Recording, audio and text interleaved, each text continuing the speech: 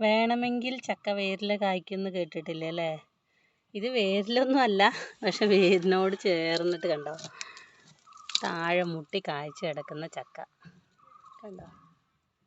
ഇവിടെ കണ്ടോ, ഇത് ഇരിഞ്ഞിട്ട് അതിൻ്റെ വെയിറ്റ് കാരണം ഇരിഞ്ഞു വന്നതുകൊണ്ട് ഞങ്ങൾ വെറുതെ കയറ് കെട്ടി കൊടുത്താണ്. പക്ഷെ അത് പിടിച്ചിട്ടുണ്ട് കേട്ടോ, കുറച്ചീശെ വലുതായിട്ടൊക്കെ ഉണ്ട്.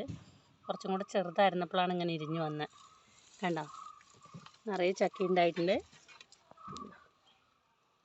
കണ്ടോ, ചെറിയൊരു പ്ലാവാണ് കേട്ടോ. ഇതിപ്പോൾ കഴിഞ്ഞ വർഷം കായ്ച്ചത്, ഈ വർഷം അതേപോലെ കായ്ച്ചു.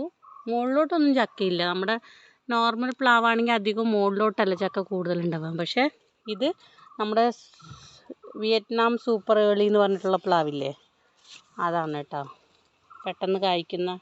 പക്ഷേ ഇതിൻ്റെ ചക്കയൊക്കെ ഇല്ലേ, ഒത്തിരി വലിപ്പം ഉണ്ടാവില്ല, ചെറിയ ചക്കയായിരിക്കും.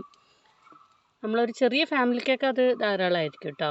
പെട്ടെന്ന് ഇത് നമ്മൾ മൂത്തതൊന്നും അറിയാൻ പറ്റില്ല. ഇങ്ങനെ കൊട്ടി നോക്കിയിട്ട് അങ്ങനെ പെട്ടെന്നാണത് പഴുക്കുക.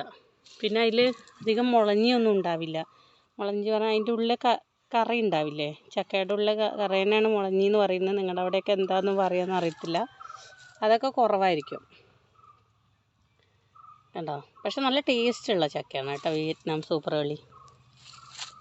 അധികം സ്ഥലമൊന്നും ഇല്ലാത്തവർക്ക് ഇങ്ങനെ നമുക്ക് വെട്ടി ഇതിൻ്റെ കൊമ്പൊക്കെ ഇങ്ങനെ, ഇപ്പം നമ്മുടേത് കുറച്ച് സ്ഥലം നമുക്ക് കുഴപ്പമില്ലാത്തത് കൊണ്ട് കണ്ടോ ഒത്തിരി വിട്ടിട്ടൊന്നുമില്ല. പക്ഷേ നമ്മുടെ വീടിൻ്റെയൊക്കെ അടുത്തൊക്കെ വളർത്താൻ പറ്റുന്നതാണ്. ഒത്തിരി വലുതായി പോവില്ല. വിട്ടാലും നിറയെ ചക്കയൊക്കെ തരുന്ന പ്ലാവാണ് കേട്ടോ.